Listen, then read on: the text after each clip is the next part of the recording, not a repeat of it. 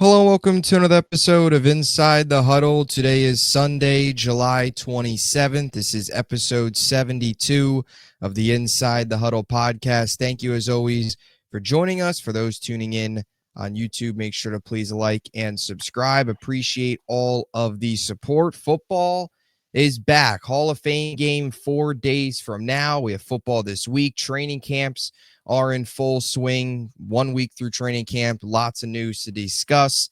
Feels great. We finally got through the dead period, and we've got football coming up in a couple days. And, of course, practices going on every day around the league. DiMari, how's it going, man? I am doing good. Football is back. This is the time of year where things are just a little better. Grass starts to smell a little different. Just get more excited because football is finally here. So I cannot wait for Thursday. I know it's just preseason. I know it's just a Hall of Fame game. No starters are playing, but we are finally back, finally in full swing, and I just cannot wait for the regular season. Yeah, I'm right there with you. That is the most hyped up preseason game that you'll get every year is the Hall of Fame game going into it. And I don't care that it's third strings players that will probably be, getting cut in a couple weeks, whatever. Most of them, you won't see many of the starters. It's still football, and it's, still fun to watch. And it's just this time we're so desperate for football that, 4 days from now, we'll finally get it back in front of us on the TV. So looking forward to that for sure.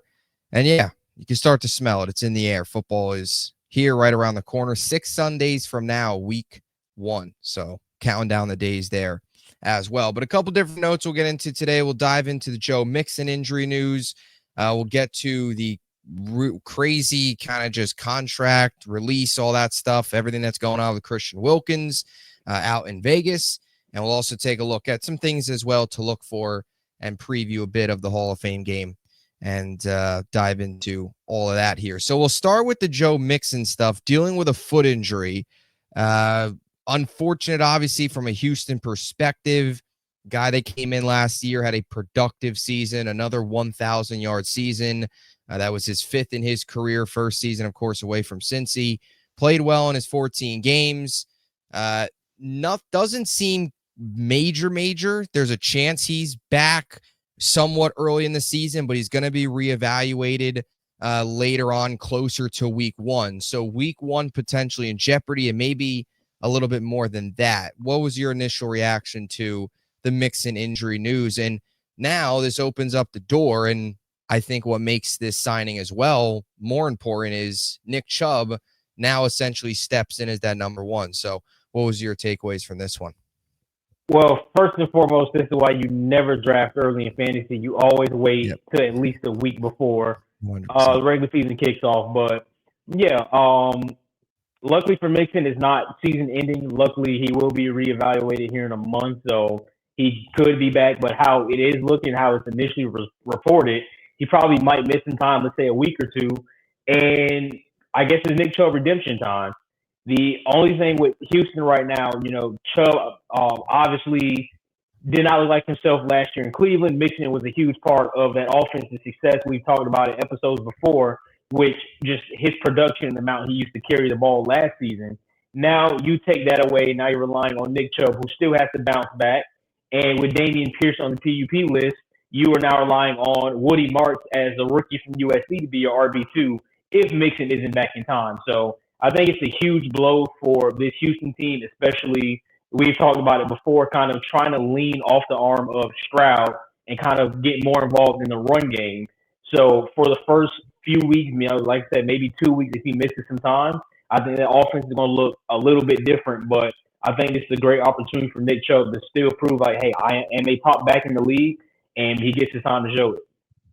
Yeah, definitely. And I think obviously it makes the move look even much better right now, just having that veteran with that track record behind him who has an opportunity now to bounce back. And you mentioned just Mixon's role in the team in general last year, right? 245 carries, 1,016 yards, and 11 touchdowns, 15th in yards, 13th in the NFL in carries, and had the 11 touchdowns, which was tied for 11th in the NFL. Also, provides a bit from a receiving perspective. While that's not really what he's known for, that dual threat ability. He does have, the ability to catch it a bit out of the backfield when they give him those opportunities.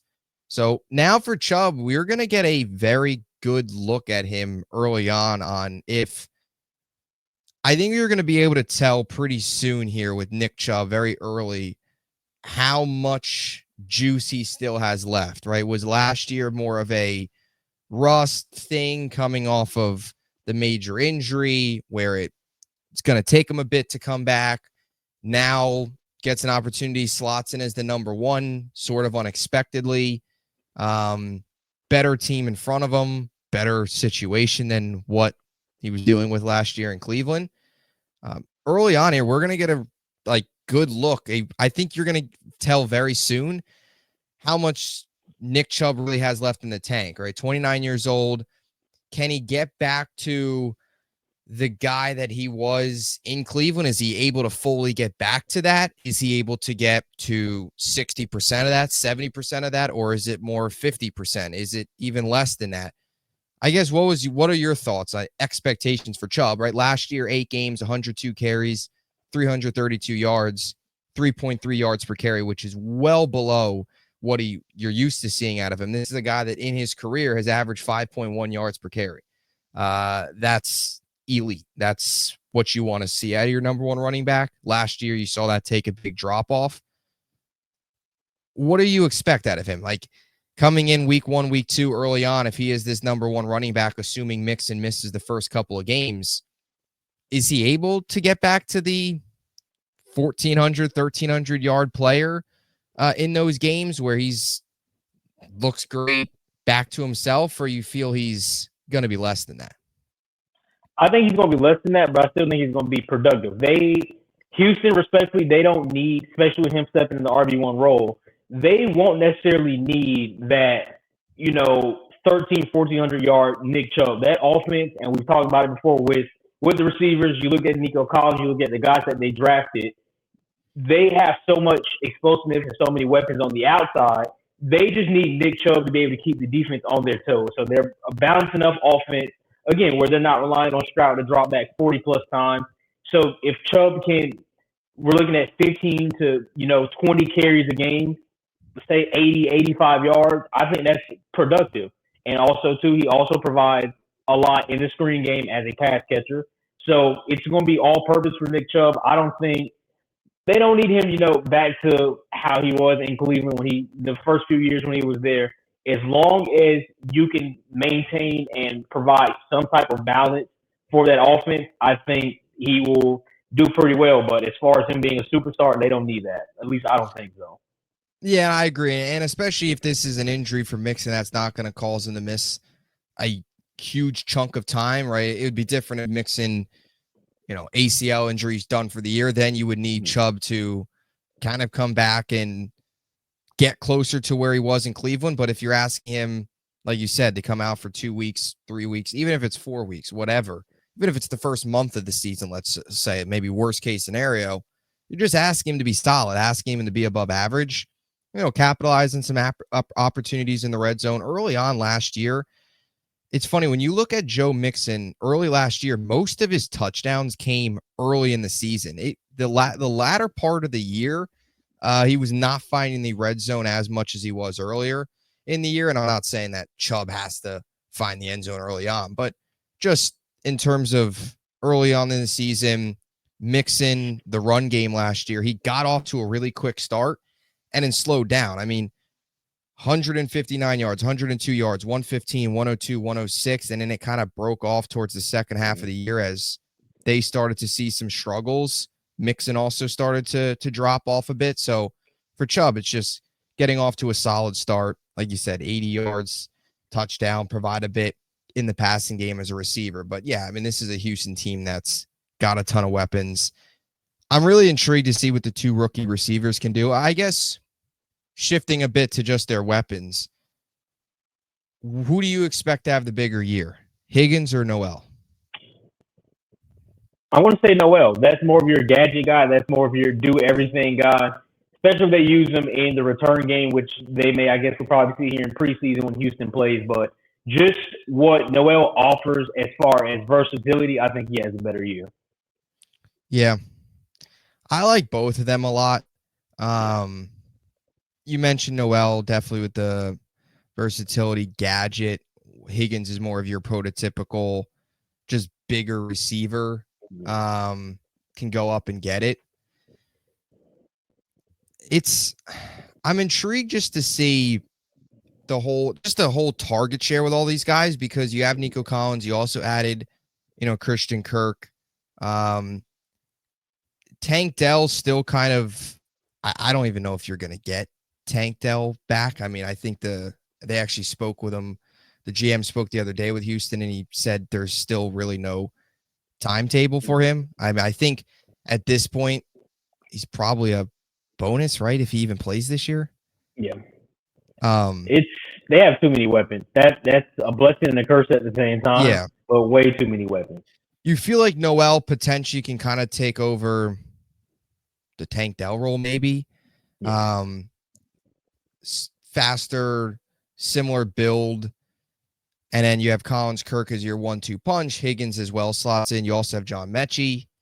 And you hope you can get a better year out of Dalton Schultz, who, I don't know. It's funny. Dalton Schultz was such a key piece of that offense in 2023. It feels like with all these receivers, Chubb now being the number one, but when you eventually get Mixon back, you have a 1-2 punch at running back. It's such a crowded playmaking room that Schultz, in a way, feels a little bit pushed to the side at this point. You kind of get that vibe a bit, especially with the way they used him last year, where he actually played in more games, but the numbers dropped. And some of that could just be, where he's at. He is 29. He's been in the league now for a bit. Maybe he's nearing the end, but the biggest question to me, just with this Houston team as a whole, is the offensive line and what they are as a pass blocking team. That's been their big issue. One of their biggest weaknesses has been their pass blocking. I guess any other thoughts on Houston? O-line, weapons, running back. I guess, regardless of how everything is going, hopefully they stay healthy. But this is still a very easy division to win. So depending on how much time Mixon does miss, I still think this team should be able to run away with that division fairly early, especially we talked about the rest that play in the AFC South. So not too much of a worry with Mixon missing some time, but yeah, Houston division is still yours to lose, so hold on to it. Yeah, I doubt anything substantial happens in that division. It's the AFC East and the AFC South we've talked about a lot as the two, on paper, the most predictable divisions this year from a division winner standpoint. You expect Buffalo to run away with it, even more so than Houston, just because Buffalo is a better team, and in Houston to run away with it as well. I saw the other day clips of Daniel Jones at Colts practice, so that's should make a Texans fan pretty happy. Just with what the division's working with. We'll see what happens in Tennessee with Cam Ward, the Will Levis out for the year. They are one Cam Ward twisted ankle away from Tim Boyle playing snaps for them, which I still can't get over why Tim Boyle is still in the NFL, but he is. I don't know why, but yeah, Houston should run away with division. And I also think CJ Stroud is just going to have a better year. Last year was kind of that bit of that sophomore slump. The numbers dipped a little bit. I think he's going to get out. I think there's easily could go back out and get back up to being a 4,000-yard passer that he was in his rookie year. And interceptions maybe take a little bit of a drop. And we went from 5 up to 12. I just think he's going to have a better year. You always have kind of those sophomore slumps in year two. Him playing better, this can easily be a team that can get to 11, 12 wins, be improved from where they were last year, which will be enough to get it done. I think 10 is enough to probably get it done in the division like it was last year. But anyway, that's the Houston stuff. Joe Mixon injury. Moving on now to just a tough situation with the Raiders. Moving on from a big ticket addition that they had a year ago, sign him to a massive 4-year contract, and they cut him. Christian Wilkins is out in Vegas. and more stuff starts to come out about him. Originally was the way he, the foot injury and the rehab. What is your takeaway or just initial thoughts from the Christian Wilkins situation and kind of just a messy spot in Vegas? It's a huge swing and miss. We know how good Christian Wilkins was in Miami, and obviously that's what got the contract to Vegas.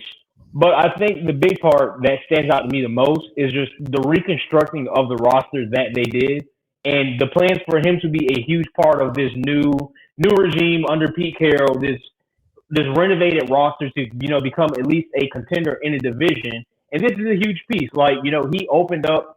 Well, at least he was supposed to open up a lot for Max Crosby. I know he only played 5 games, but that was kind of the initial expectation when he came over from Miami. He gets over here, and it just looks bad on both sides. It looks terrible for the Raiders because it's a huge swing and miss. And for Wilkins, I mean, you played 5 games. The disconnect was you didn't want to rehab a certain way from your foot injury. You kind of look like a me, not a team type of guy. So for moving forward, it's like who wants to take a swing at Wilkins and, bring him into that locker room. But kind of like we talked about off air, this is a guy that's always been likable. Was likable at Clemson, likable in Miami. So it's kind of a surprise when you hear the reports coming out of some things that's going back and forth. But for the Raiders, I mean, you just have to feel bad. I know we joked about the Antonio Brown thing and his stint in with the Raiders, but it's like these big time signings just seem to not work out well for the Raiders, and this is another one where they have to eat the money up, and it sucks for both sides. Yeah, they've had their fair share of swing and misses. Of course, AB, the big one. Now Christian Wilkins right there behind him, I would say off the top of my head. We were talking about off air is probably the second biggest. Just the money they gave him. He had $35.2 million guaranteed left on his contract.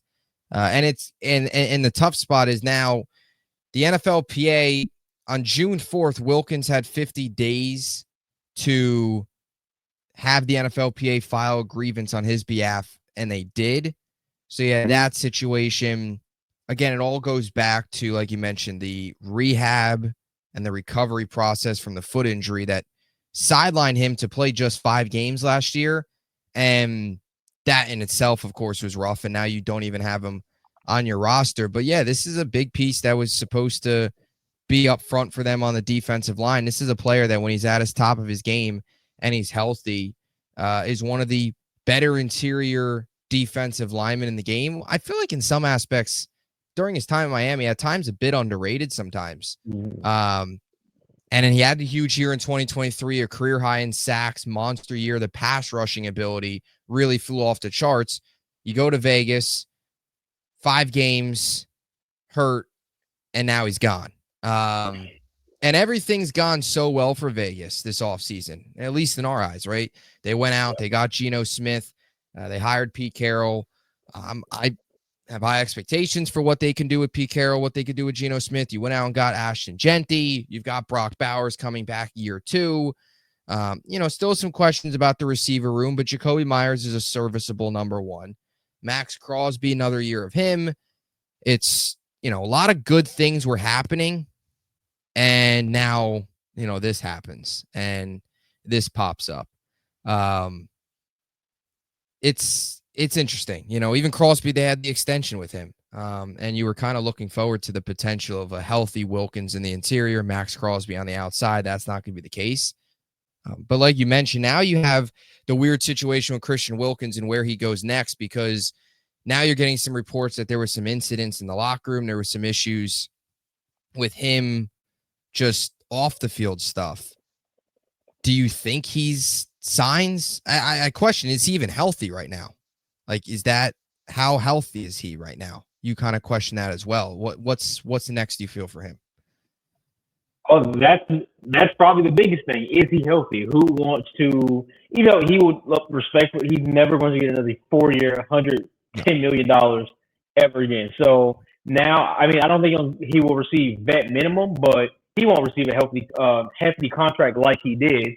But the first thing being, like you just mentioned, how healthy is he? Who wants to take the gamble on him and sign him, considering what are you going to do different that you did in Vegas? If you didn't want to rehab a certain way in Vegas, what makes you think you're going to come over to our organization and be okay with how we want to rehab you? So one is yes, it's health. Two, it's the character issues and him going about the injury a certain way. So I think he's going to get signed. I honestly have no idea who would probably take that risk to go sign him because you do look at the side of it of he is a hell of a player when he is healthy. But again, how healthy is he? There's no answers. There's no timeline. You literally don't know anything. But like you mentioned last week, and we both know this as well, it gets to a certain part of camp where you kind of see how the roster's looking with some injuries. I think Christian Wilkins will be signed here before week 1. Where does he land? I don't know. Yeah. It's funny. Looking at potential landing spots, both of our teams could actually be thrown in that mix, with Dallas potentially adding help and the Jets as well, adding help next to Quinnen. Now, I'll be honest, it's not going to happen. They're not going to sign Christian Wilkins. The Jets have been all about silence and all that stuff. The opposite of doing that would be signing a player that just had the NFLPA file grievance and got released because he wasn't rehabbing properly or whatever. And now you're hearing about locker room issues. Not going to happen. Dallas's perspective, though, is he somebody that you would be on board with if they went to get interior help for the right price? Like you said, it's not going to be a massive deal at this point. I think absolutely, yeah. I mean, we are going into a year where you're expecting more from Mozzie Smith and kind of seen some reports that possibly could potentially move on from him. But I think a Christian Wilkins who is a starter on any of the other 31 teams, you bring a Christian Wilkins in, that kind of opens up some things for Mozzie Smith. And we both know how bad that run defense was last year. We both know how bad the pass defense was last year. So he adds a different element to that defense. I'm pretty sure even Flus would love to have Wilkins there. So if they can get him for the right price, then yeah, I say why not. Yeah, it'll be interesting. See what happens. And just back to the Raiders point for 1 second about the signings. Let's go through them here for a second. So you had the Antonio Brown that exploded. Didn't even start a game. Didn't even play a game. Got cut. Christian Wilkins now as well didn't work out. But you even look at some of their draft picks, some of the issues they've had with draft picks. Something about the Raiders, you had the whole, of course, the Henry Ruggs situation. Damon Arnett, I believe it was too, the corner from Ohio State. Didn't he have some off-the-field stuff as well? Flashing, I think it was flashing guns on Instagram Live. Yeah. I do remember that. Yeah. And I know it's a different regime that brought a lot of these guys in, but Damon Arnett didn't work out. You had the whole Henry Ruggs situation. AB, Christian Wilkins, I believe Alex Leatherwood. I don't think he had any issues. Their first round pick that they drafted in 2021. I don't think he had any issues, but off the field, I think he was just terrible. He was just a bad football player. I don't even think he's in the league anymore. Yeah, they've had some misses. I mean, I might be missing others. I'm trying to think of just Vontaze Burfict another one. I think they just his issues just his issues in general. You bring that over to the Raiders. That's one. Yeah, you're right. It was perfect. That was another one. After the whole AB, all that stuff. Yeah, you brought one of the dirtiest players in the NFL on your team. That never made any sense. I know he's with Arizona, but I feel like there was a Raiders time. Chandler Parsons, was he ever a Raider? I think that's another one. If he was.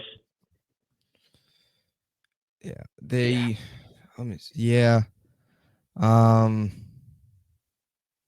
Trying to think. Just thinking of some. This team. There's some bad ones. I mean, yeah. No, they've had some bad ones. They've had some bad swing and misses. I mean, during those Gruden years, they had a couple of those draft classes where it was just terrible. Oh, what was the other one? Cleveland Farrell, I think it was. Yeah. He was another one. First round pick that, again, I believe no off the field issues, just stunk at football. And I think he's on the Commanders now, if I remember correctly. I believe he was on Washington last year, and I think he's still there. So it's carved out, somewhat of a career, but first round pick, 4th overall in 2019, didn't live up to that out in Vegas. So that blew up. Now, to be fair, in that same draft, they did get Max Crosby. So that worked, but there was a 92-year-old Jason Witten signing, which was so awful. I know he was a lovable guy, but just terrible signing. He was awful. Oh, yeah. His time with the Raiders. Now, Davante Adams, not really a bad one, but you brought him in as you kind of hoped with Derek Carr as one of the final pieces to what could be a team that could go, and it didn't, didn't come out to be anything. But Davante himself was very good. He was fine. Yeah. Right. But, then they moved on from Carr. That was, Davante himself was good, but what was supposed to happen when Davante was there, that didn't work. So, I mean, they've had their fair share of just bad misses. Draft picks, free agents. Yeah, expecting to get something out of that. Jason Witten was certainly something. I'm trying any other misses. I think that's it. Because then they had the Amari Cooper pick. That's a while back now. But Amari Cooper was fine. They obviously hit on Khalil Mack. That was fine. Derek Carr, they drafted, never won anything, but was a solid quarterback. As the years have gone on, they've gotten much worse. For whatever reason, just missing on guys. And everybody has misses, but they've had some bad ones. Terrible misses. And some of them too are just off the field stuff too, where it's not even, some of these guys weren't even bad football players. Some of them just had issues off the field. And like, as an organization, there is part of that where you've got to do enough. You've got to be able to do enough. Christian Wilkins really isn't in that. AB, you could kind of start to see it coming with him towards the end in Pittsburgh, that it was about to blow up. Wilkins if he never got hurt, he'd probably be in a perfect spot over there. But they clearly haven't done enough background on some of these guys either. Bringing in the right high character players, that is certainly something. Jamarcus Russell, that's another one to throw in there. While ago, but another one that didn't. That was bad. Really bad. Biggest bust in Raiders history, easily. Yeah, that was really bad. Easily. I can't speak much, though, because my team drafted Zach Wilson, so they are about the same at the end of the day. Zach was just bad. Jamarcus Russell was terrible and a liar. And just focus on everything but football. Yeah. Yeah, that is true. At least Zach tried. Yeah. That's the issue with Manziel as well. Didn't care about football at all. Basically said he didn't even watch film. And we could tell he didn't watch film because he was in the NFL, but I mean, for a guy to be able to go out and party to 4 a.m. Friday night and go throw 5 touchdowns against Alabama, impressive. But hey, that's not going to fly in the NFL, Johnny. It's not going to fly in the NFL. No. The Johnny Manziel college highlights were something. They were. They were. Especially that game against Bama. That was crazy. But it was actually, I don't know, it was something special about waking up on Saturday, knowing that you see Manziel and Bama at 3:30. It just good times. Not knowing that he was blackout drunk the night before, but Johnny football for you. Yeah. That's how he rolls. I mean, I'll tell you what, watching back some of those games, he had the as the kids would say, he had the drip. He had the arm sleeve. Remember how Texas A&M, they had those 2 stripes on their jersey? And then you had the long sleeve with the stripes. The white Texas A&M jerseys, the ones that he wore to beat Bama, that was a clean look. It's a clean look. And Bama, of course, in their boring red uniforms that haven't changed since ever. Yeah, ever. I mean, they've been the same since Bart Starr probably played there. I believe he Yeah. played at Alabama, right? I think so. Yeah. So, It's been forever. yeah.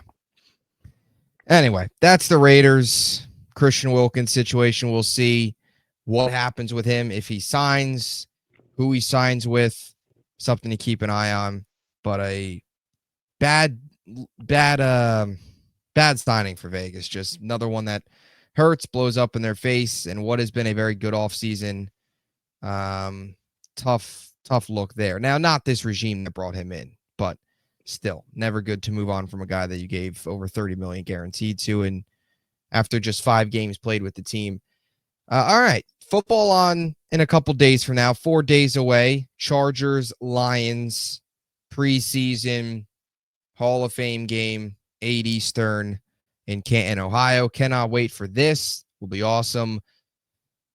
It's preseason football. I don't care that. I mean, what? Chargers are probably going to roll out DJU, maybe Trey Lance. Yeah, I Trey believe Lance. those are their third I and think fourth both of string them probably rostered get quarterbacks. Yep. So I don't care that they'll be out there. It's football. It's live football. I guess we'll see if some of the rookies play. How much if they do play. I haven't heard anything on if they're playing or not.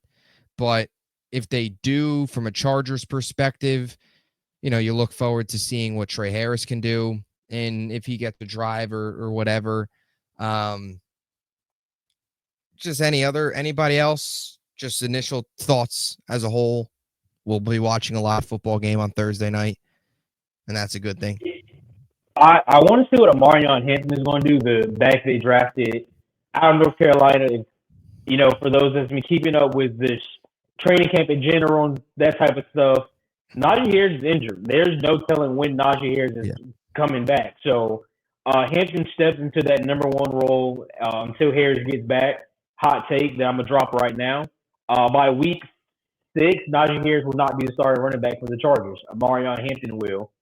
So this is a big, powerful back that I loved coming out of college. 30 touchdowns between his sophomore and junior year.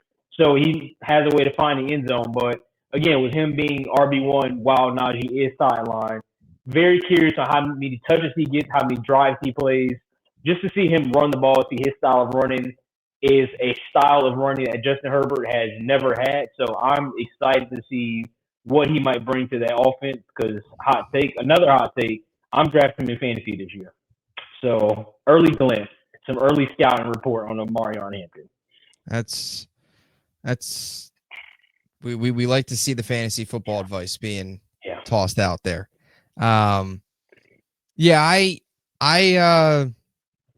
Hampton are definitely somebody to keep an eye on, obviously, from the Chargers perspective.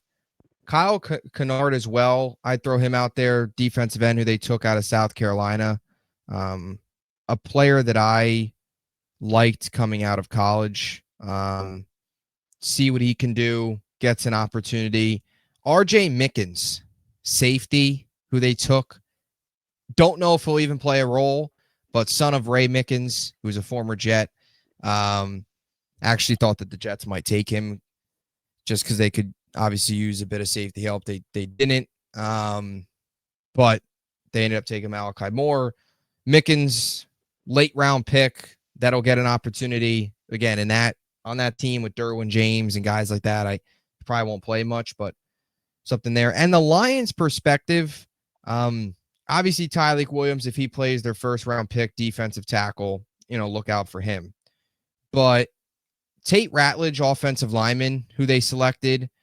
Right now, you look at the offensive line from a Lions perspective, and he slots in as a potential starter there at right guard. And Christian Mahogany, who's in year 2 out of Boston College, slots in at left tackle. So you're going to have those 2 young guards there. Tate Ratledge out of Georgia is a player that can do a bit of everything. Play a couple different spots, provide some versatility. So if he's out there and gets an opportunity in this one, he's somebody to keep an eye on from that perspective. And that's pretty much it. I mean, Dominic Lovett, I could see going out and making a play or two from Georgia. I think that's it. I think they drafted Isaac Tisela, however you pronounce his Yeah, name, it from Arkansas. wasn't really an exciting draft class too much for the Lions. Yeah. Even though I know they're not going to show much, they're not going to show anything.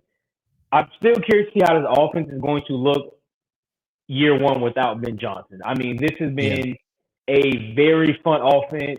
And again, we're not going to be expecting any hook and ladders and, flea flickers, anything like that. But just how balanced they are offensively. This was a very balanced team with that 1-2 punch they had, obviously, of your offensive rookie of the year, Jahmyr Gibbs, Demont, that is just a fan favorite. So how are they going to look? How much are they going to run the ball? How much are they going to throw the ball? Who might step up? Who could we see kind of step in? You mentioned Lovett. Who could be a potential one to slot into one of those spots where I believe Josh Reynolds who's no longer there? Will Lovett stepping into that role? So very curious on how different this offense might look. And I know we're not going to get much, but hey, it's live football. You are going to get a little bit of glimpse of what the Lions could look like. So that's going to be interesting to keep an eye out for. Yeah, definitely. You make a good point about what they look like with Ben Johnson and defensively as well. Kelvin Shepard, who takes over, of course, for Glenn. We've said this a couple times on the podcast with the Lions. This is the first time where there is some serious questions and a bit of, I guess, negativity or a bit of unknown around this team. First round exit, you lose to a rookie quarterback at home, you lose your 2 coordinators. You never know how they're going to be replaced. John Morton will get an opportunity here, longtime coach, actually Jets OC in 2017. How much of the offense similar to Ben Johnson? How much are they better? Are they about the same? Are they going to be a bit worse? And yeah, you mentioned the receiving core. Of course, you have Amon-Ra St. Brown. You got Jameson Williams. Tim Patrick came back. But yeah, Dominic Lovett, can he be a guy that can make a couple plays? I think he could be, if he's out there, which I expect him to be. I feel like he could be Hall of Fame game MVP. I feel like he's a guy that could go out and just kind of shine a bit in the preseason. And then defensively, the biggest thing with the Lions defensively is, can they stay healthy? I mean, last year they were ravaged with injuries. Jamal Adams was playing games for them late in the season. What were we doing at that point? You had the Hutchinson injury. They were dealing with so many injuries to so many key players at key spots. And they added DJ Reed this offseason to continue to round out that cornerback room. You have Brian Branch in the secondary, Kirby Joseph, Amik Robinson, Terrion Arnold. Of course, here in year 2, you expect him to continue to improve. So defensively, if they're healthy, there should be Alex Angelo, and they should be about the same. Offensive, I think, is the biggest question. Schematically as well, just what they look like. I think they step back. I honestly think they take a step back. It's almost like it's hard to see life after Ben Johnson. And you mentioned the weapons. It's a great group of weapons. You can't deny it. So I'm not saying they're going to be one of the worst teams in offense or worst offensive teams in football, but you're just so used to the high power, explosiveness, the trickery, the finesse that Ben Johnson brought. And then you also had that side of Ben Johnson, which was, hey, we're going to line up, smash mouth football. You can't stop our, 1-2 punch. So I'm just curious on how that may look, but I don't think we're going to be talking about the Lions being like a top 5 scoring offense this year. Still good enough to win the division. I think they are just so much more talented roster-wise than the other 2. Green Bay obviously close second, but I'm kind of nervous for the Lions. I'm actually pretty nervous on how this year might shape up considering what they lost, on that staff. Yeah, definitely. And I'm curious with something with the Lions offense too, is they've been so dominant at running and passing the football. I mean, they were, I think, I had this written down, but I don't have it up right in front of me. One of the top rushing offenses in football. I think maybe 6th best rushing offense in football. I think they might have just been on the outside. And from a passing perspective, this was a team last season that, of course, was dominant in many areas. I believe passing-wise, number 2 passing offense. And I think total, they were the 2nd-ranked offense, only behind Baltimore. and yeah, 6th ranked rushing offense. So point is Morton able, or the Lions able to keep that up? Like, is they going to be top 5 essentially, top 6 in both of those again? I feel like there's a good chance one of those drop off, either the rushing or the receiving, because that's something they did so well with Ben Johnson being great at both, being such a tough team to stop, where you have Gibbs and Montgomery. And, we'll see. I mean, they have a ton of talent. If Morton's just average, the talent should take over. Maybe a bit more old school from him just because he's been around. Ben Johnson's more that young, innovative offensive mind. Morton's been around multiple stops. I don't know. We'll see. Defensively, you think they're about the same, or you think just the bigger drops offense? Defensively, I think they will be the same, but they have to get better. I mean, we have talked about this before, but it's no reason for Washington to come into your building and, absolutely beat up on you like that. That's just, it's inexcusable. And I understand, yes, there was injuries. Hutchinson going down, which is a guy that we didn't even mention last week when we talked about just some edge rushers that can kind of really take over a game when we're mentioning, Parsons and Watt and so on. I think Hutchinson is up there with them, but he's close, but he's not on that same level. But obviously Hutchinson missing time, and you mentioned some other guys that were missing some time. That played a big part, but I mean, for this Lions team, that offense can only take you so far. And, the old saying, the cliche saying, defense wins championships. And that is not a defense caliber championship. Well, that's not a championship team with a defense that matches them, that makes sense. Like, the offense is going to put up points. The defense struggles, and they need more from that unit. And honestly, inside that division, if Williams and J.J. McCarthy are what we think they should be, and Green Bay continues what they are, and you cannot have a struggling defense in that division alone, let alone the conference with just some of the other quarterbacks that play in the NFC as it is. Yeah. And I think with the defense, which is something that, and I agree, the offense always been the strength. I think one thing with the defense, though, that I guess should be intriguing for them is a couple of these guys are lining themselves up here for potential breakout seasons. I know you have some of your veterans, right? Whether it's, an Alex Anzalone who's been around, DJ Reed, of course, comes in here as a veteran. You know what you're going to get from those guys, though. And then when you look at some of these young guys, like Aiden Hutchinson was on his way to breaking out last year. He had 7.5 sacks in 5 games. If he would have stayed healthy, there's a chance he could have took home Defensive Player of the Year, or he would have been really closely in the conversation. As a guy that jumps out in year 3, if he's healthy, he should be on that track again. So you're going to get probably, if he's healthy, should be your best year out of Aiden Hutchinson. Takes that jump. And you look at some of these guys in the secondary, like Terrion Arnold was a rookie last year, looked good, was okay. But now year 2, you take a jump. He should only get better. Brian Branch as well, although he's already inserted himself as one of the better young safeties, year 3, only getting better. And he had a really good year last year. I mean, it was 16 passes defended and 4 picks, I think it was. Yeah. So you know what you're going to get out of him. Kirby Joseph, has been steady for them. 9 picks last year. I believe that led the league. So, they still have some of those young guys that you expect to continue to get better, and obviously health.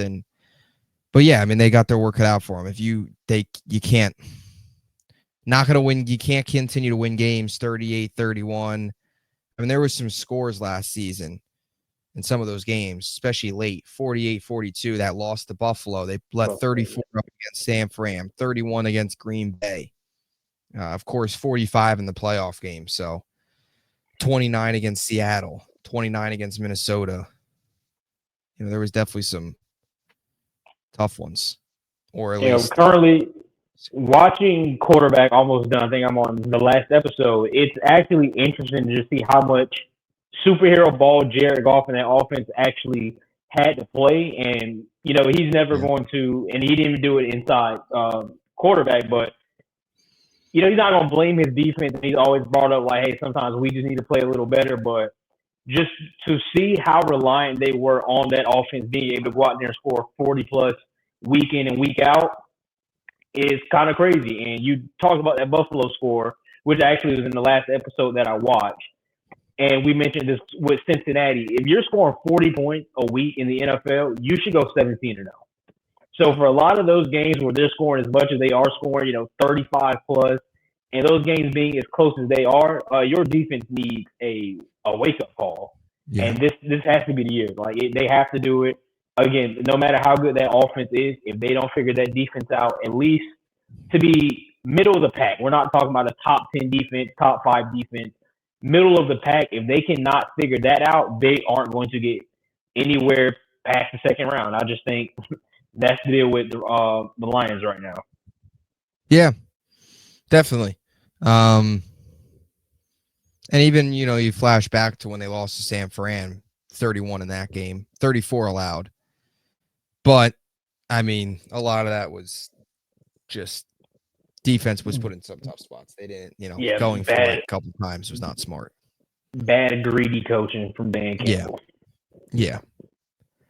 And you do wonder, too, from Dan Campbell's perspective, right? We all love Dan Campbell, and he's done a great job. But his two playoffs, you lose on bad decisions against San Francisco, and then you lose to a rookie at home.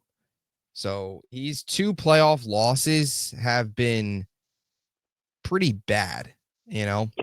He was 15 or 30 minutes away from going to the Super Bowl. Pretty comfortable lead, and they blew that. And then you let Jaden Daniels go into your own building. And I guess what makes the Washington loss a little less worse is, they ended up winning the next week, right? They ended up beating or no, they didn't win, but they won the week prior, rather. It wasn't like that was, I guess, wild card round. That was a team that already went on the road in Tampa and beat them. Then they beat them again. But still, it's a rookie at home. But we'll see. See what happens in Detroit. Still think they win the division, though. Yes. I think so. I'm not a firm believer of, honestly, any other teams. Jordan Love is most already a quarterback than me. I don't care what anybody says. I don't have faith in him. McCarthy's a question mark. Bears aren't going to be good enough. I think the Lions still win it. Yeah, I agree. And, yeah, we don't know what – Vikings are one of the biggest wild cards in that picture. Anyway, some other training camp, just headlines, notes, just to close things out. McLaurin's back at practice, so that's good there from Washington's perspective. You're already seeing some highlights from Shedeur, J.J. McCarthy as well. A couple guys to keep an eye on. Any other closing thoughts?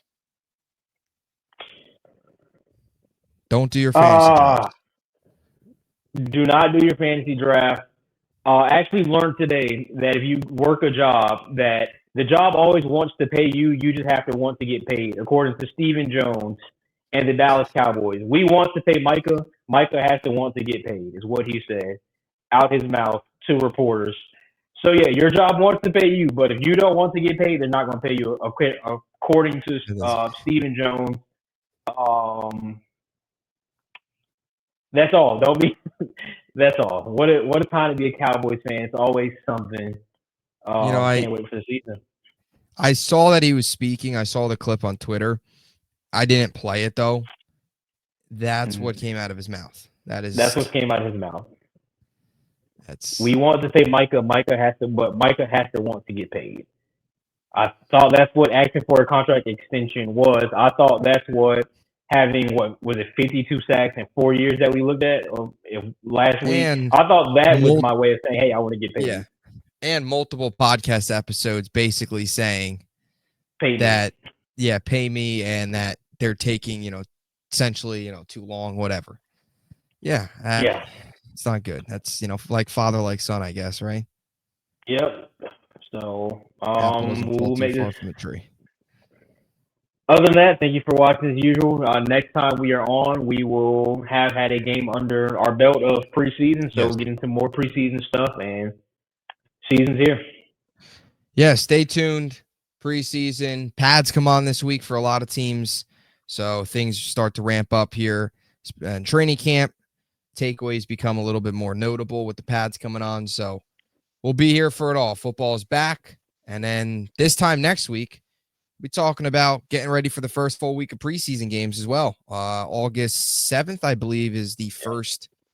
Or maybe it's the 9th, August 9th. The weekend of the 9th and the 10th is the first big preseason football weekend. But even next week, I think there's some games. Thursday, you get the Friday night games, preseason, games at all different hours. So we'll be here talking about it. Appreciate you all, and talk to you next time.